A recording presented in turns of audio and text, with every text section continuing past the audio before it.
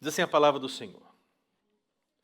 Decorrido um ano, no tempo em que os reis costumam sair para a guerra, enviou Davi a Joabe, o seu comandante, e seus servos com ele, e a todo Israel, que destruíram os filhos de Amon e sitiaram Rabá, a capital da cidade dos amonitas.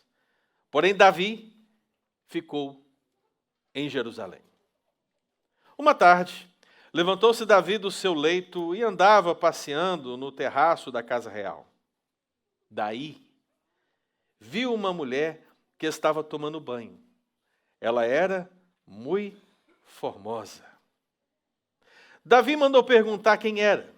Disseram-lhe, é Betseba, é Batseba, filha de Eliã, e mulher de Urias, o heteu. Então enviou Davi mensageiros que a trouxessem.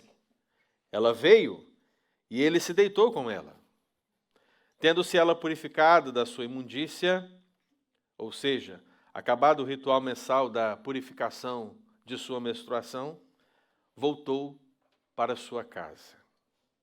Mais tarde, a mulher concebeu e mandou dizer a Davi, estou grávida.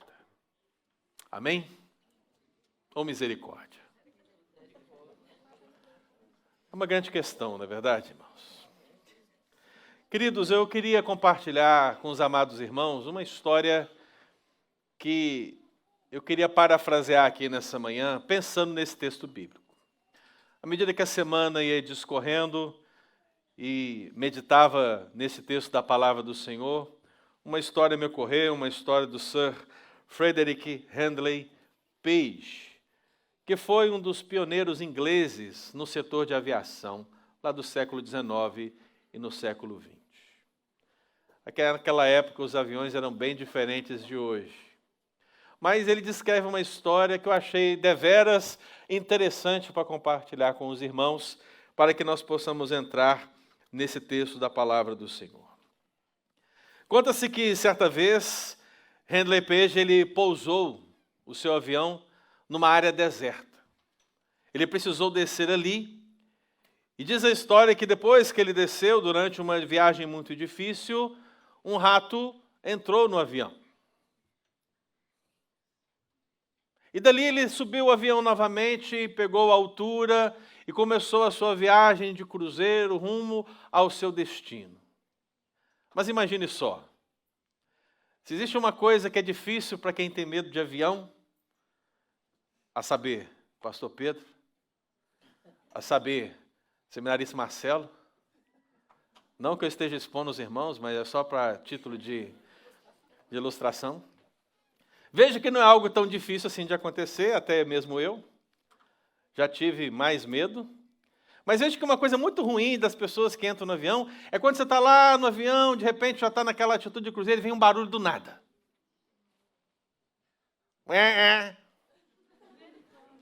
Você está tão tenso ali naquela situação. São 3, 4, 5, 6 horas de voo. Você está tão tenso, mas um barulho te coloca em posição de alarme. Meu Deus, o que é? Tinha um barulho desse que me incomodava bastante, depois fui pesquisar. Era a bomba de óleo equalizando o óleo das duas asas. Ou seja, eu estava fazendo o papel dela e eu pensando, meu Deus, abriu alguma coisa debaixo do avião. Quando a gente não tem informação, é assim que acontece. Então, Handley Page, meu querido, estava na sua viagem com aquele rato a bordo, e em um determinado momento da viagem, eles começou a escutar alguns barulhos. Alguns barulhos característicos de um roedor. Ele percebeu que alguma coisa estava errada. E de repente ele olhou para um lado, olhou para o outro, olhou para frente, olhou para onde ele estava. Ele não podia descer o avião, cônscio de que um animal estava ali dentro e possivelmente poderia estar em qualquer componente daqueles mais frágeis do avião, roendo, destruindo. Imagine o que poderia acontecer adiante. Ele começou a ficar preocupado. O que eu vou fazer? Eu não posso pousar? Eu não posso sair aqui dessa posição de pilotar o avião? E tem um animal roendo fazendo as suas atividades aqui dentro do avião. Ele começou a ficar muito preocupado com a situação. De repente ele teve um insight. Esses insights que hoje em dia você tem a partir de National Geographic ou Discovery Channel, né? Ele ficou sabendo, de certo momento assim, veio à sua mente que alguns animais não conseguem sobreviver a determinadas alturas. Aquela informação veio até ele naquele momento, ele começou, é isso que eu iria fazer, eu subirei mais o avião. Ele começou a subir o avião e foi subindo mais o avião. A cada vez que o avião ia mais para cima, com mais dificuldade, ele respirava. Até mesmo ele estava se arriscando nesse processo. Mas ele entendia que se ele subisse mais, aquele animal morreria. E de fato, depois que ele alcançou uma determinada altura, o som que ele estava ouvindo se cessou. Acabou. Parou. E ele entendeu que o animal tinha morrido. Dito isso, ele chegou ao seu destino, pousou, e quando pousou, lá estava o rato, o roedor, atrás da poltrona do piloto. Interessante. Sabe, irmão, essa história foi uma história que aconteceu no ramo da aviação com um personagem que eu nem sei se é ou não cristão, e não nos importa nesse momento. Mas é importante nós pensarmos um pouco se essa ilustração ela não pode ser usada acerca da nossa vida com Deus e da nossa vida de pecado. Porque o fato é o seguinte, irmãos. Às vezes nós estamos voando, estamos caminhando, estamos seguindo a nossa vida. E é interessante observar que quanto mais baixo você está, quanto mais perto do mundo você está, mais o som do rato você ouvirá. Foi o que aconteceu com ele. À medida que ele foi subindo, as atividades do rato foram terminando, foram acabando, cessaram. O rato morreu. Parece, meu querido, que nós podemos pensar na nossa vida com Deus e na nossa vida de pecado, no entendimento de que quanto mais alto nós voamos na nossa vida espiritual, menos o pecado terá poder sobre nós, menos ouviremos o ruído do rato que insiste em roer a nossa vida espiritual. Mas quanto mais baixos nós voarmos, até mesmo aterrissarmos, porque queremos estar ali no mundo, não nas maiores alturas, o rato roerá. E talvez, meu querido irmão, você não conseguirá se levantar mais. É importante que nós pensamos nisso. Porque não importa se você é alguém extremamente capaz, que tem um avião, que consegue pilotá-lo. Não importa se você é alguém que simplesmente sobe nele para viajar. O pecado é algo que nos atinge totalmente. E ainda que não houvesse avião, há 3.000 anos atrás, nos dias de Davi, como rei de Israel, uma coisa havia pecado. Havia homens, havia mulheres que precisavam tratar com Deus a vida de pecado que eles levavam. E é interessante porque quando a gente pensa em Davi, meu irmão, o que vem à nossa mente, né? O que ocorre ao nosso coração?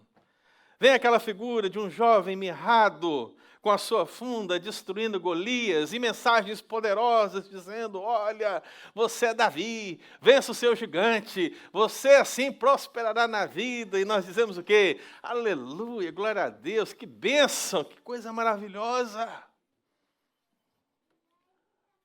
E é verdade, Davi, meu irmão, parece-nos alguém que voa alto, não é verdade?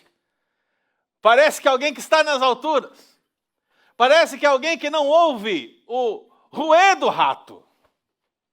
Se nós olhássemos apenas alguns contextos da palavra de Deus, meu irmão, você vai ver que Davi voou alto diante dos filisteus. que sempre estavam ali no entorno de Israel nos seus dias, guerreando, pelejando, mas Davi voou alto na sua intimidade com Deus. E ele foi contra os filisteus, ele se encorajou, e diz a palavra de Deus que no nome do Senhor dos Exércitos, o Deus de Israel, ele prevaleceu. Davi voou alto diante dos amalequitas. A palavra do Senhor diz que essas nações também se levantaram contra Davi, mas ele se reanimou no Senhor, seu Deus, e avançou, e Deus lhe concedeu vitória. Voa, Davi, como a águia, voa alto.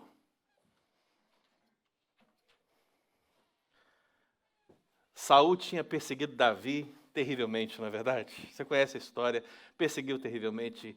E depois que Saul morrera, Davi perguntou: há algum descendente de Saul que eu possa agir com bondade? E disseram: sim, existe um filho de Jonatas, o seu nome é Mefibosete, ele é coxo das duas pernas. Davi mandou trazer Mefibosete, e diz a palavra do Senhor que diante do coxo Mefibosete, ele, Davi, usou da bondade do Senhor com a casa de Saul. Voa, Davi, voa alto, meu caro, esse é crente. Que maravilha. Vamos mais um exemplo bíblico. Então, diante dos filisteus, voou alto. Diante dos amalequitas, voou alto. Diante do coxo Mefibosete, voou alto. Diante de Betseba, esposa de Urias, o heteu Davi.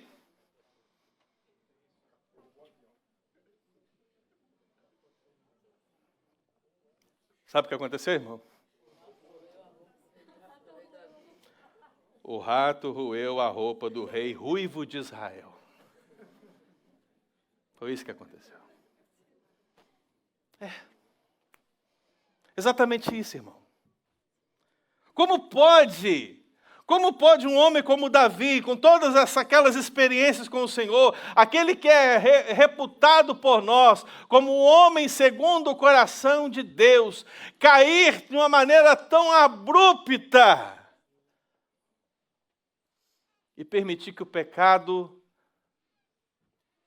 agisse tão terrivelmente na sua vida?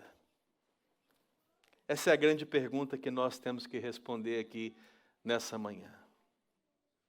Esse texto, meu irmão, ele vai servir para nós para apontar um ciclo de pecado que talvez não vai se aplicar a todos os pecados da sua vida, mas que servirá para todas as ações que envolvem em pecar ou não na sua vida. É preciso, portanto, que você olhe para esse texto, identifique esse ciclo e decida firmemente no seu coração quebrar o ciclo,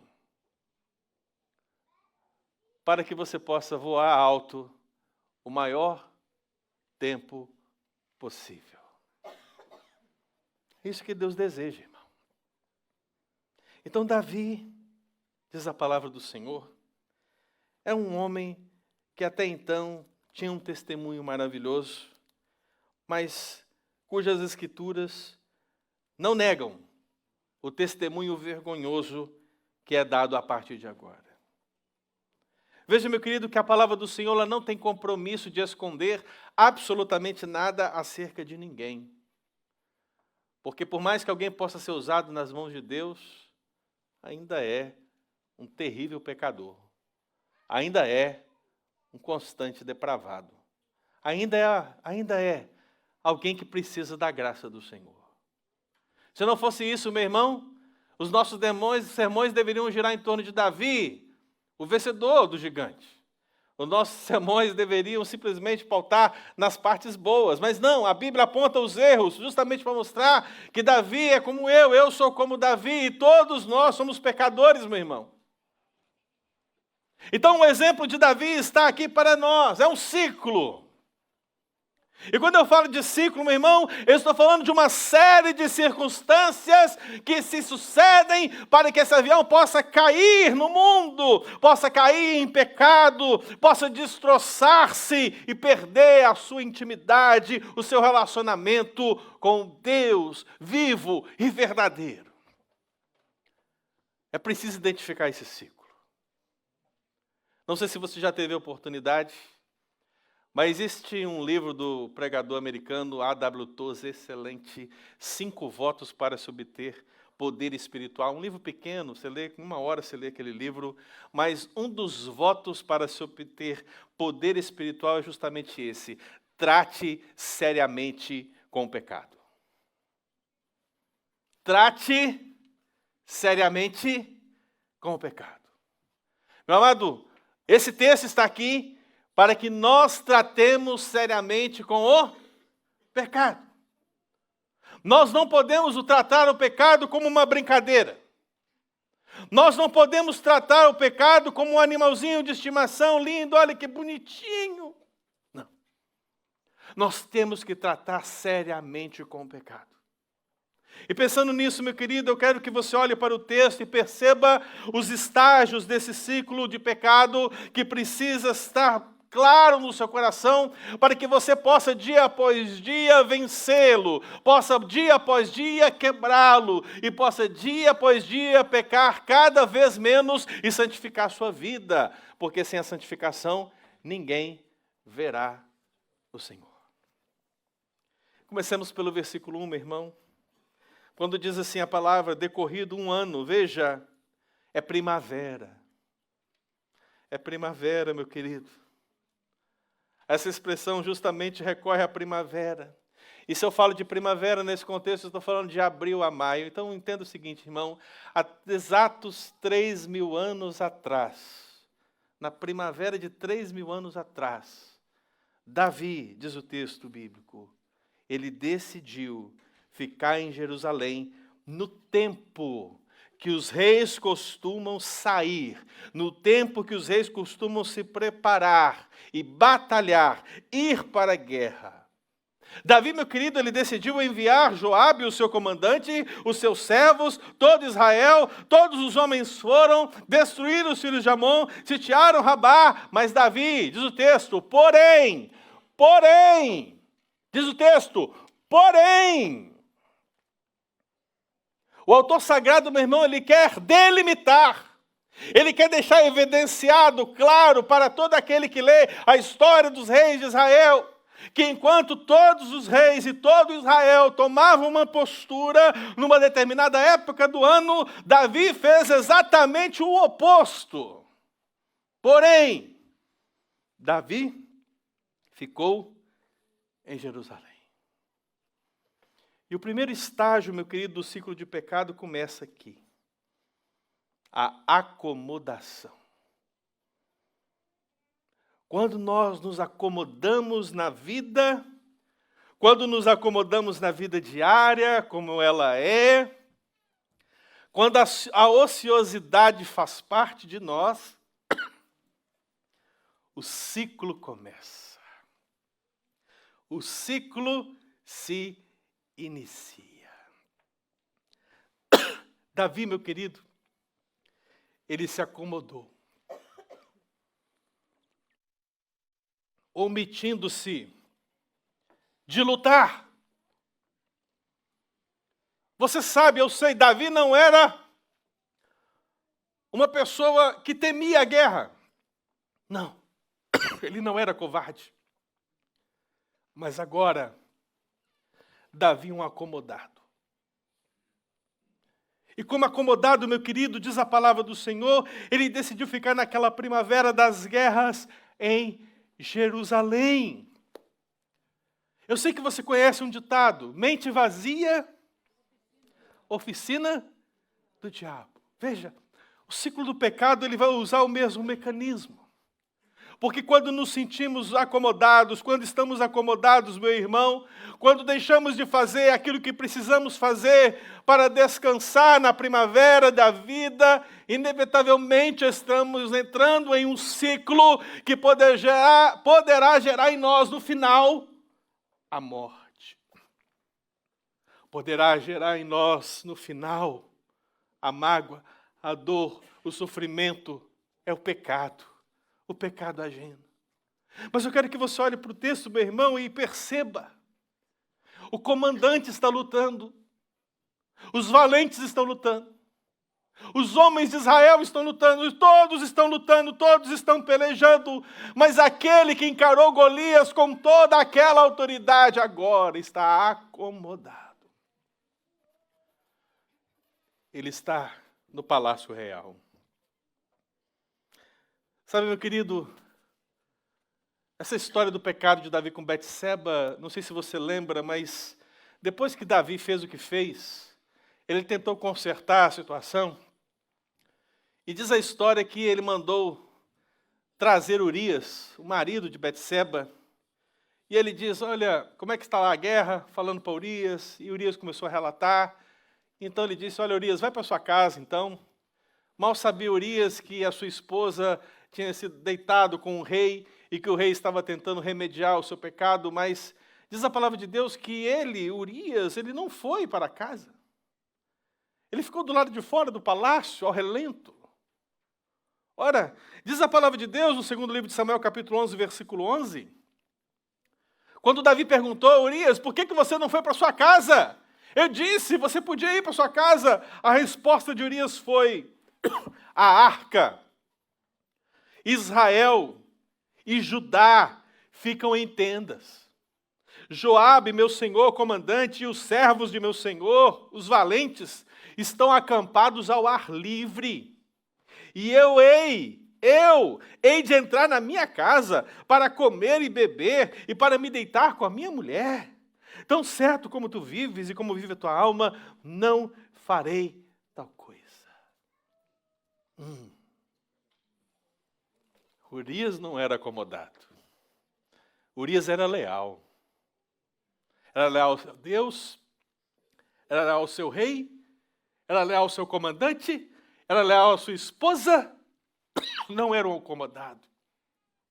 Mas Davi não teve essa disposição. Davi não agiu com o mesmo sentimento de Urias. E nem sequer essas palavras tocaram em seu coração. E, meu querido, eu quero que você entenda justamente o seguinte. Um crente acomodado não luta contra o pecado. Um crente acomodado não luta contra o pecado. Porque a essência da vida cristã é batalha. A essência da vida cristã é luta. Nós não estamos aqui, meu irmão, na primavera da vida, não. Ser igreja não é isso. A Bíblia fala de batalharmos pela fé entregue aos santos. A Bíblia fala de nós lutarmos contra a natureza pecaminosa. A Bíblia descreve, meu irmão, que devemos pelejar contra o diabo e as hostes infernais. A Bíblia diz, irmão, que há inimigos dentro e fora de mim, há inimigos por todo lado. Ora, se há inimigos por todo lado, eu como cristão vou lutar dia após dia, lutarei o tempo todo, mas devo lutar, meu irmão, junto com o meu Senhor. Mas não é o caso de alguém acomodado. Um crente acomodado não luta contra o pecado. E fica a pergunta, será que você já entrou no ciclo? Será que você já está nesse ciclo? Será que você já vive uma vida acomodada, meu querido? Como posso saber se eu vivo uma vida acomodada, pastor? Ora, se você se diz cristão, qual é o seu envolvimento com o reino? Qual é o seu envolvimento com a causa de Cristo? Qual é o seu envolvimento com a pregação da palavra? Qual é o seu envolvimento com a edificação dos seus irmãos? Qual é o seu envolvimento com a obra missionária? Qual é o seu envolvimento, meu irmão? Porque se você não se envolve, logo você está acomodado. Você está como Davi. No tempo que os reis costumam sair para a guerra. No tempo que a igreja milita no mundo pregando o evangelho a todo lugar. Você prefere ficar em outros lugares. Você prefere ficar no sofá com a Netflix. Você prefere ficar no restaurante, no bar, na vida social, meu querido. E não que essas coisas sejam um pecado, você sabe muito bem disso. Mas elas podem ser um pecado na sua vida quando você vive acomodado e não toma uma posição. Então o ciclo começa aqui, com a acomodação. Quebre o ciclo, meu irmão. Comecemos por aqui. Se você se sente acomodado, se você percebe que a sua vida cristã está cada vez mais próxima do solo, meu irmão, é necessário tomar o rumo da sua vida. Perceba, o rato está roendo. É necessário subir o avião. É necessário subir para mais próximo daquele que está sentado no alto e sublime trono, porque é lá que a sua velha natureza vai morrer. Mas há um segundo estágio. Versículo 2. Diz o texto: uma tarde. Gente, a acomodação é maravilhosa, né? Porque veja como é que a acomodação é. Começa com a primavera, devia lutar, mas estava como? Estava lá, tranquilo no palácio. Agora o texto diz, uma tarde. Essa expressão, uma tarde, significa depois do descanso do meio-dia. Você entendeu? Você entendeu? Quis não entender, eu tenho certeza. Coisa boa, não é, irmão? Lá no seminário a gente chamava isso de pastoral. A gente tinha aula de manhã, a gente subia para almoçar e voltava para os quartos para uma pastoral. Alguns tinham uma pastoral de 30 minutos, outros tinham pastoral de 1 hora, outros de 6 horas, outros só no outro dia, né? Que a gente via. Mas coisa boa é você comer e depois fazer o quê? Lá em Minas a gente diz assim, fazer o quilo. Né? Tem uma outra expressão em Minas que a gente usa também, como é? Fazer a digestão. É digestão mesmo, tá? Não errei, não. Coisa boa, né, irmão? Mas é aquele tempo específico, que se você passar do tempo, aí você fica grogue, fica mal, fica estranho. Então tem um tempinho certo. Davi, meu irmão, estava vivendo isso. O texto diz, uma tarde. Essa expressão tarde fala, depois do descanso do meio-dia. Ou seja, já estava descansando, meu irmão. Ele realmente estava acomodado, tranquilo. Diz o texto, levantou-se Davi de onde? Seu leito, que maravilha! E andava passeando, a expressão andar passeando que aqui está, demonstra que ele estava andando de um lado para o outro e também estava olhando para a cidade. Você está conseguindo perceber essa cena? Alguém acomodado não sabe o que fazer, irmão. Não tem o que fazer. Então Davi se levanta, depois de fazer o quilo, anda para um lado, olhando para a cidade, lá porque ele está no terraço real, ele vê todas as coisas, de cima, assim, ó. Ele anda para o outro. Que vida difícil essa de rei, né? Anda para o lado, anda para o outro. E quando ele está ali, meu irmão, acomodado, ele revela para nós um segundo estágio desse ciclo, que é a oportunidade. Porque diz o texto, meu irmão, que quando ele estava andando para lá e para cá, no terraço da casa real, aí a expressão, ela vai mais uma vez quebrar o raciocínio de maneira a demonstrar que uma relação está oposta à outra. No momento que ele está acomodado na sua vida, a oportunidade vem, ela surge. O termo é daí. Daí. Viu uma mulher que estava tomando banho. Meu Deus, irmão. Ele podia ver tantas coisas. Tanta coisa que devia ter para ver. Mas nós não estamos falando da vida simplesmente. Estamos falando do ciclo do pecado. E o ciclo do pecado é assim. Quando nós estamos acomodados, meu irmão, entenda, sempre que você está acomodado, uma oportunidade maravilhosa, linda, formosa, esbelta, clara, evidente, aparecerá diante de você. Ele viu. Então, esse segundo estágio, que é a oportunidade, ele tem a ver com aquilo que nós chamamos de tentação. E é claro, você não é tentado. Você é tentado todos os dias? Não, né? Claro que não. Só Davi. Irmão, veja, a palavra do Senhor diz que, você lembra, há um outro ditado. O primeiro ditado é mente vazia, oficina do diabo. O outro ditado que geralmente nós costumamos dizer é, eu estava no lugar certo, na hora errada. É o que a gente costuma dizer. Agora eu quero inverter. Davi estava no lugar errado, na hora certa. Por quê? Ele não deveria estar ali. Ele não deveria estar acomodado. Ele deveria estar lutando, pelejando a causa do Senhor. Mas não. Estava no terraço real andando, perambulando de um lado para o outro.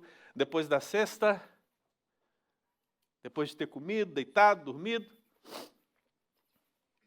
E aparece a oportunidade diante dos seus olhos. Ele vê uma mulher tomando banho. É a hora certa. Porque quantas vezes uma pessoa toma banho no dia, irmão?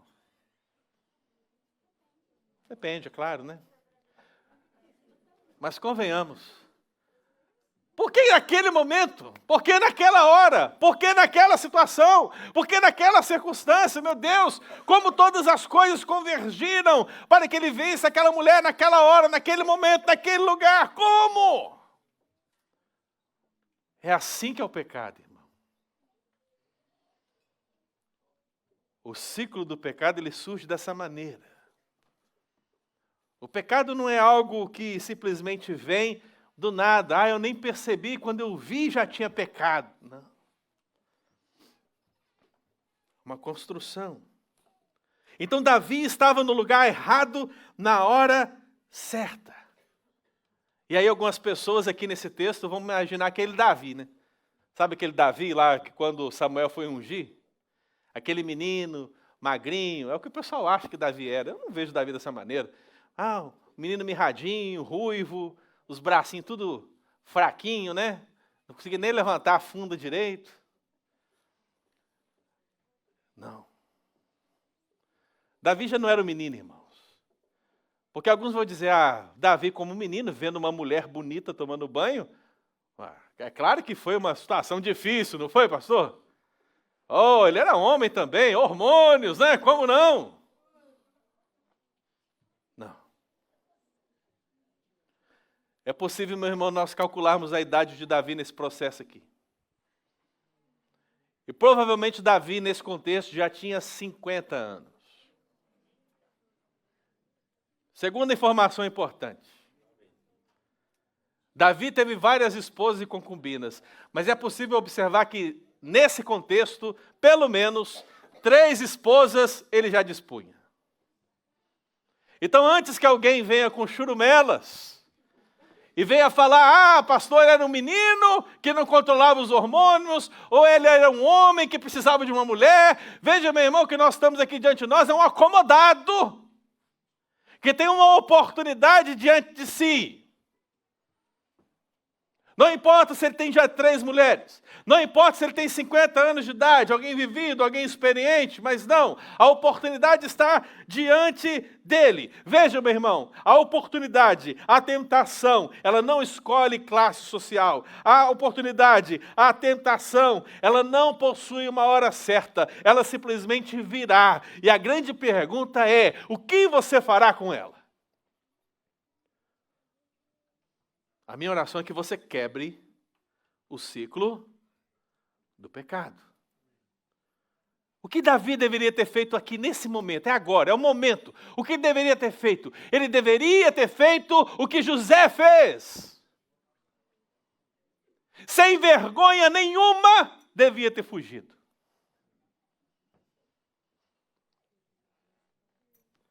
Eu lembro uma vez que eu estava falando para adolescentes no acampamento, falando desse texto de José,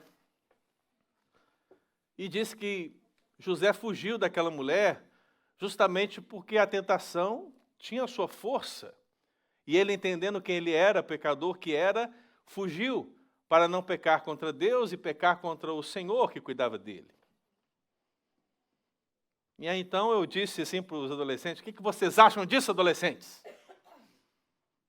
não deveria ter feito isso.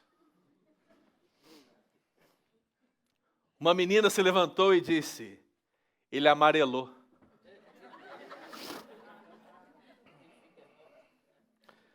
É isso, irmão. Essa é a perspectiva que nós temos muitas vezes do pecado.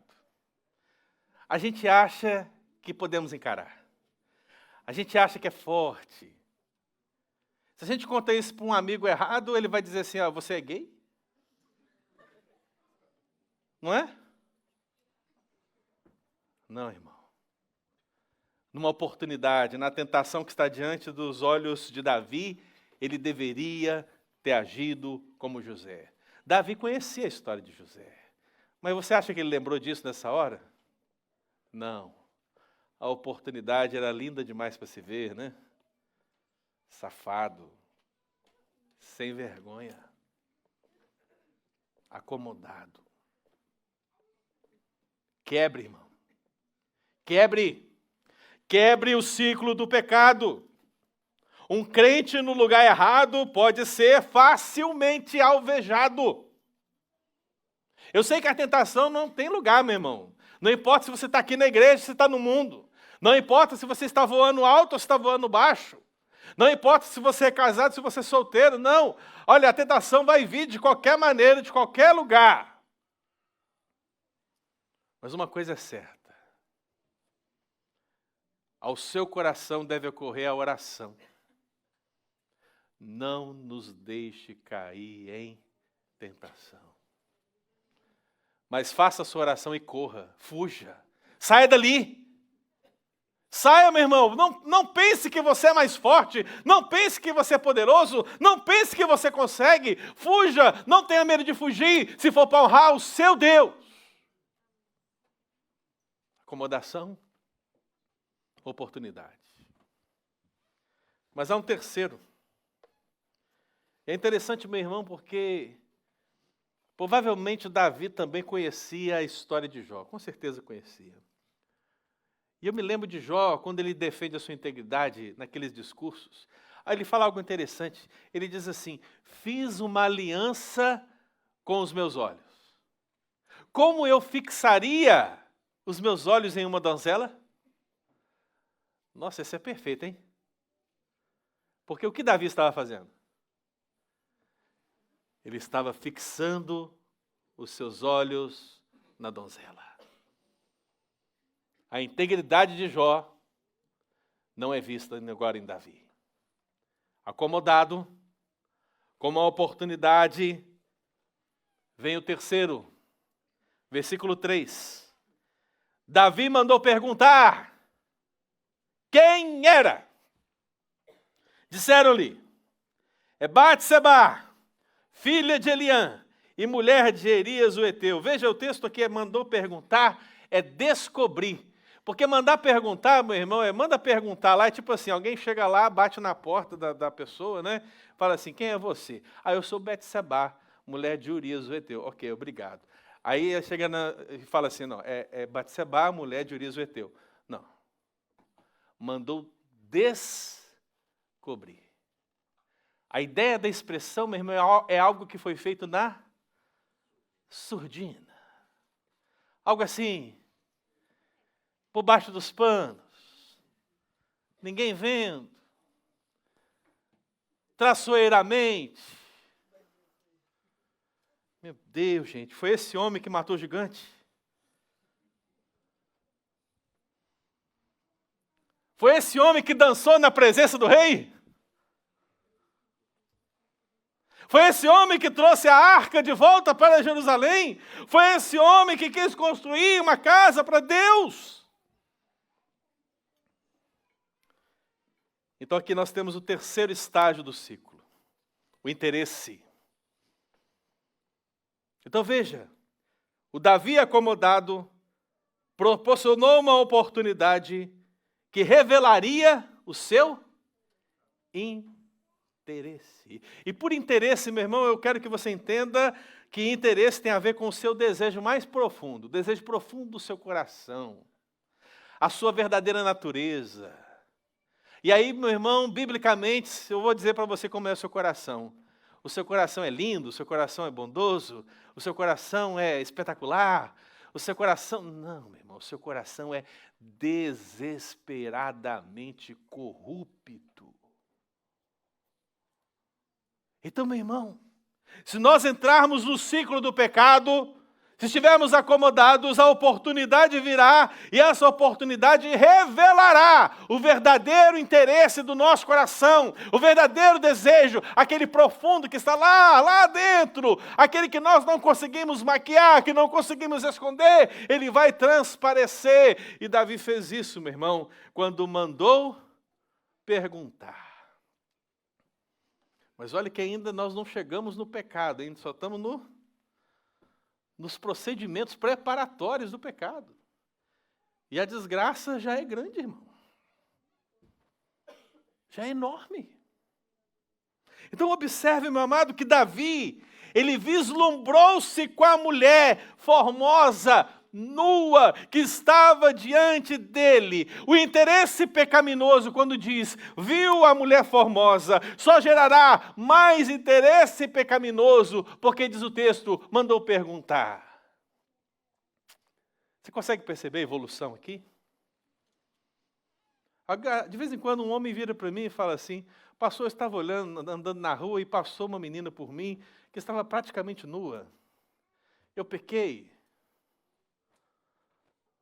Existe como desver? Existe algum procedimento que a gente possa desver? A questão, meu irmão, é o que você fará a seguir. Porque Deus te deu olhos para enxergar. E você vê coisas boas e vê coisas ruins. Agora a questão é, qual é a sua atitude em relação ao que você está vendo? Você é como Jó, que não fixa os seus olhos? Mas dito isso, meu irmão, veja que o interesse de Davi, ao ver, levou Davi a persistir no erro. Davi deveria ter fugido. Davi teria elevado a sua voz a Deus e dizer, Deus, não me deixe cair em tentação. Ou melhor, Davi deveria ter feito o que ele fez na cidade de Keila. Não essa Keila que aqui está. Porque na cidade de Keila, tudo o que acontecia, Davi fazia. Consultou Davi ao Senhor. Devo subir? Deus disse, sobe. Consultou Davi ao Senhor. Devo pelejar? Deus disse, peleja. Consultou Davi ao Senhor. Devo fazer? Deus diz, faz. Então aqui, meu irmão, é a oportunidade perfeita. Se o interesse de Davi é pelo Senhor, o que ele deveria dizer? Senhor, devo possuir Betseba? Não.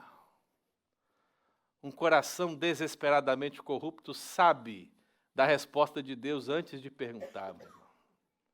Ele não vai fazer pergunta nenhuma, porque o que ele verdadeiramente quer é pecar, é desagradar a Deus, é possuir aquela mulher. Sabe por quê, meu irmão? Cada um é tentado segundo a sua própria cobiça. Nós estamos falando de mulher porque o texto fala de mulher. Mas cada um de nós aqui tem uma cobiça, irmão. É dinheiro, é poder, é mentira, é fama, é sexo, pornografia. Cada um tem o seu desejo, cada um tem a sua cobiça, e cada um é tentado conforme essa própria cobiça. É isso que diz Tiago ao falar da origem do pecado. O Davi não foi diferente. E aí a pergunta que eu fico aqui fazendo nesse momento, irmão, não sei se você já se fez até agora, mas depois de 3 estágios desse ciclo de pecado, de acomodação, de oportunidade e de interesse, a pergunta que eu me faço é, onde está o diabo? Cadê o diabo? Onde? A mãozinha aqui, irmão. Onde está o diabo? Não é ele que nos faz pecar? O espírito de prostituição não agiu? O espírito da pornografia não veio? Onde está? Não está, irmão. Não precisa procurar no diabo aquele que está dentro de você. Muitas igrejas estão criando espírito de tudo para tentar tirar a culpa que está dentro de você. Mas a Bíblia fala que nós somos culpados pelos nossos pecados. Nós somos culpados. O diabo é um tentador, meu querido irmão. Mas ele não peca em nosso lugar. Que balela é essa? Que besteira é essa? Então, eu estou querendo fazer a pergunta, onde está o diabo até agora? Ele não aparece. Um outro pecado triste da vida de Davi, que foi o levantamento do censo, lá diz que Satanás incitou Davi a fazer o censo. Lá Satanás agiu, mas aqui agiu? Onde está? Não precisou. Na verdade, se eu fosse parafrasear o texto, eu poderia ver o diabo de mão cruzada aqui. Não precisei fazer nada. Não precisei fazer nada. É isso, irmão. Não lance a culpa no diabo. A culpa é sua, a culpa é minha, a culpa é nossa. Somos nós que caímos no pecado. Davi se vislumbrou-se com a mulher formosa nua que estava diante dele. E um crente vislumbrado com o pecado não lembrará de honrar a Deus. Ele esquece completamente do seu Senhor. Você precisa decidir no seu coração, meu irmão. Ou você se atrai pelo pecado, lindo de se ver, desejoso de se experimentar, e tem os 30 segundos mais maravilhosos da sua vida. É muito 30 segundos? Ou você decide honrar a Deus, honrar o próximo e honrar a mulher do próximo, como diz as Escrituras. O que vai redundar numa eternidade gloriosa. Sabe o que Davi devia fazer? O que ele mesmo disse no Salmo 39. Lá no Salmo 39 ele disse assim, disse comigo mesmo, Davi está dizendo, disse comigo mesmo, guardarei os meus caminhos para não pecar. Eu não sei se o Salmo 39 está antes ou depois desse pecado com Betseba, mas a resposta é essa. Você precisa guardar o seu caminho para não pecar contra o Senhor. Então aqui está o ciclo, irmão. Quebre o ciclo do pecado. Em qual nível você está? Em qual estágio? Você está acomodado? As oportunidades estão batendo na porta da sua casa? Do seu terraço real? O que você tem visto com os seus olhos? O que você tem ouvido com os seus ouvidos? O que você tem falado com a sua boca? Quais são as oportunidades pecaminosas que estão ali sendo postas? Qual é o verdadeiro interesse do seu coração, meu querido? Tudo isso é exposto, e agora nós avançamos para o versículo 4. Porque veja, a acomodação possibilitou uma oportunidade, manifestou o interesse real e deu à luz ao pecado. Então vem o versículo 4. Então Davi enviou mensageiros que a trouxessem. Ela veio e ele se deitou com ela. Tendo-se ela purificado da sua imundícia, voltou para casa. O quarto estágio, meu irmão, tem a ver com o pecado propriamente dito. A consumação do desejo. Sabe o que é mais estranho nessa passagem? Não, são muitas coisas estranhas. Mas se tem uma coisa que você não percebe de pronto, de cara, é que Davi ele está no terraço real, correto? Ele está olhando todas as coisas, ele vê uma mulher nua, ele manda perguntar, ele busca, ele deita, ele peca. E, meu irmão, não se ouve uma palavra de Betseba. Davi não apenas desprezou o Senhor, mas desprezou a própria Betseba, que não teve sequer voz diante dessa situação. Com tanto desprezo assim, meu irmão, deu-se a luz ao pecado. Eu uso as palavras de C.S. Lewis para falar que Davi, meu irmão, não é um exemplo completo para a nossa vida. Não, Davi é só mais um filho de Adão. E como filho de Adão que ele carrega a natureza pecaminosa dos seus pais. E você sabe o que aconteceu com Eva, não sabe? Ela olhou para a árvore, viu que era agradável, desejosa de comer. E o que ela foi? Comeu. Parece-nos, irmãos, que o ciclo do pecado é algo comum desde o princípio, não é verdade?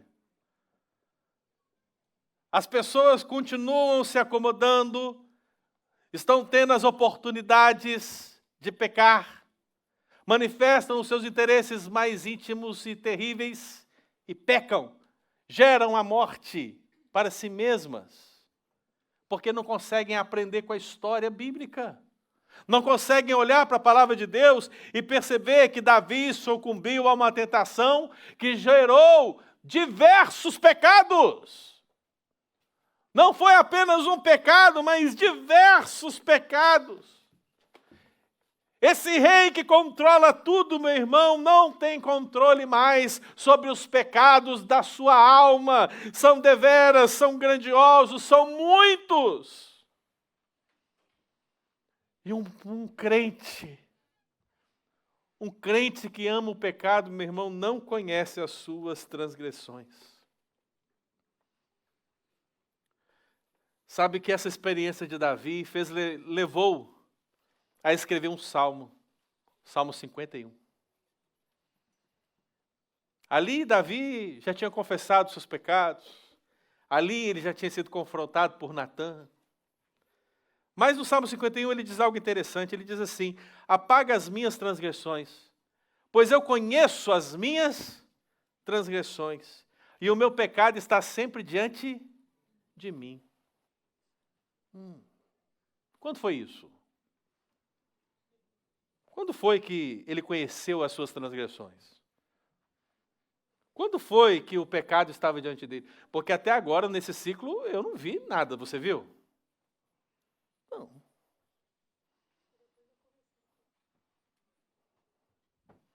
O que eu quero que você entenda é o seguinte, irmão. Davi só tomou conhecimento dos seus pecados quando Deus levou um profeta para confrontá-lo. Quando Deus enviou Natã diante dele e disse: és tu o homem.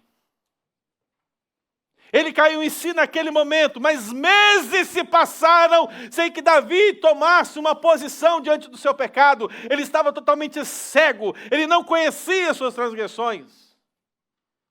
O seu pecado não estava diante dele, até o dia que o profeta chegou e manifestou claramente diante dele. Então a minha pergunta para você, meu irmão, que ouve mensagem após mensagem, todo domingo, toda terça, aqui online e muitos outros lugares, a minha pergunta é: quantos profetas Deus ainda precisa enviar para que nós abandonemos a prática contumaz de quebrar a palavra de Deus? Quantos mais? Estamos sendo confrontados, irmãos. E precisamos responder. Precisamos quebrar o ciclo do pecado. Primeiro estágio, acomodação. Segundo estágio, a oportunidade. Terceiro estágio, o interesse. Quarto estágio, o pecado. E agora, para encerrar, o último estágio, versículo 5. Mais tarde, obviamente, a mulher concebeu e mandou dizer a Davi: estou grávida. O quinto estágio do ciclo do pecado, irmãos, são as consequências. As consequências.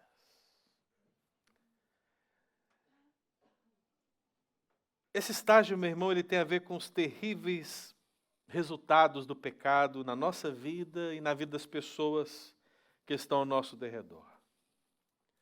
Se você conhece a lei, você sabe que até aqui Davi já quebrou a lei pelo menos 2 vezes. 7º mandamento: não adulterarás. 10º mandamento: não cobiçarás a mulher do teu próximo. Já seria suficiente para a gente pensar que terríveis consequências virão, não é verdade? Mas eu quero elencar para os amados irmãos algumas das consequências que vieram após esse pecado de Davi. Ele não apenas quebrou 2 mandamentos, Mas diz a palavra de Deus que, como consequência desse pecado, a criança que estava no ventre de Betseba morreu. Deus disse que ela ia morrer. A palavra do Senhor diz que, em consequência desse pecado, não se apartaria a espada da casa de Davi. E aí você pensa assim, como essa palavra se cumpriu, pastor?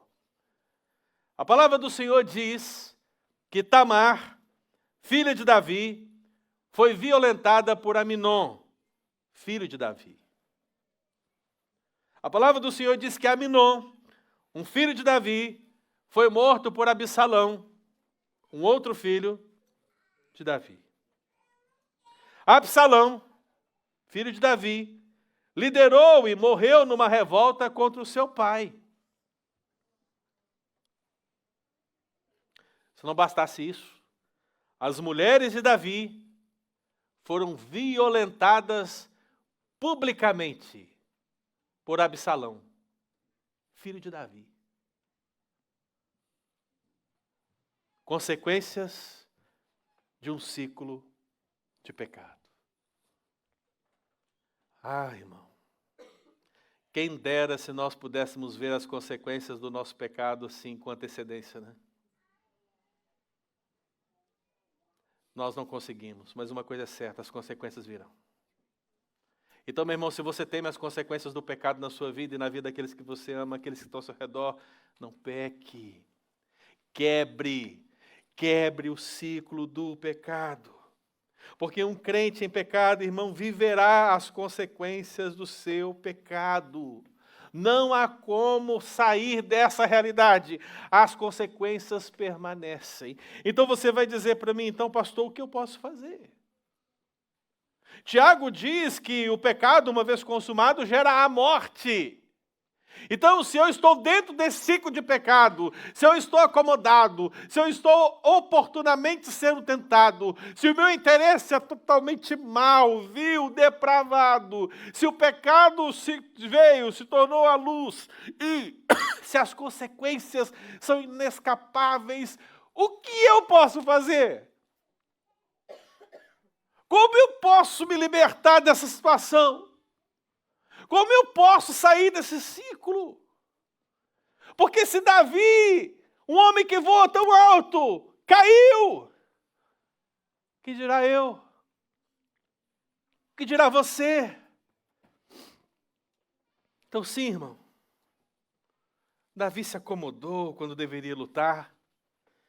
Ele viu uma oportunidade tentadora, ele cedeu a esse formoso endereço, ele pecou várias vezes seguidas. Ele viu as consequências do seu pecado. Ele é o rei, não é um referencial para a minha e para a sua vida. A história que está aqui, ela mostra que nós somos como ele, e ele é como nós. Mas que esperança há para quem vive num ciclo terrível que afronta o Senhor? Então, meu querido, eu queria que nessa manhã você entendesse o seguinte. Você não deve olhar para o rei Davi diante do ciclo do pecado. Você deve olhar para outra pessoa da linhagem de Davi. Você deve olhar para a raiz de Jessé. Você deve olhar para um outro rei que não se acomodou diante da sua missão. Você deve olhar para um outro rei que foi tentado, mas não pecou. Você deve olhar para um outro rei que desejou apenas fazer a vontade do seu pai. Você deve olhar para outro rei que não pecou, mas morreu por pecadores. Você deve olhar para outro rei que viu as consequências, mas não as consequências do seu pecado, as consequências da sua propiciação. Ele comprou um reino para si. Ele comprou um povo para si.